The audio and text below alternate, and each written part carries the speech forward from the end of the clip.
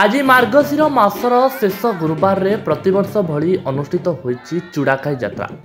बौद्ध जिला सदर महकुमा महानदी गर्भरे थिबा मज्जाकुद द्वीप ग्राम रे देवी सती कन्या चूड़ाखाई पर्व अनुष्ठित होईछि। आज एही चूड़ाखाई यात्रा पई मज्जाकुद ग्राम रे हजार हजार श्रद्धालुଙ୍କ समागम होइतिला। उभय पुरुष और महिला माने पृथक भाव में विशाल शोभायात्रा रे देवी सती कन्या पीठ को यात्रा करी सेठारे देवी को दर्शन करें।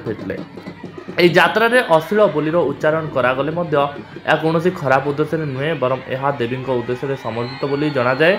तेबे एभली एक पारंपरिक यात्रा बौद्ध जिलार स्वतंत्र परिचय हो रही है। बहुत आवाहन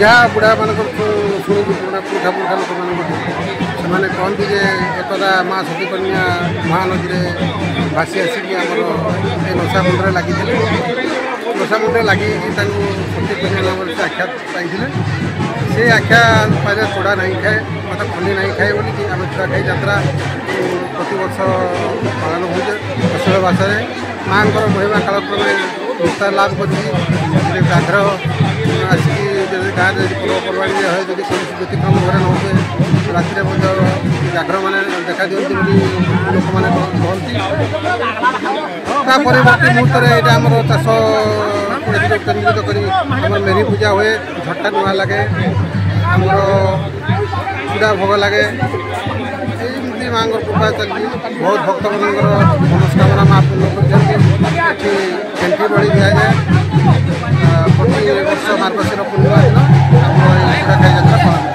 तेरे एभली किसी गुरुत्वपूर्ण खबर देखा चाहती आम चैनल को लाइक सब्सक्राइब और शेयर करें।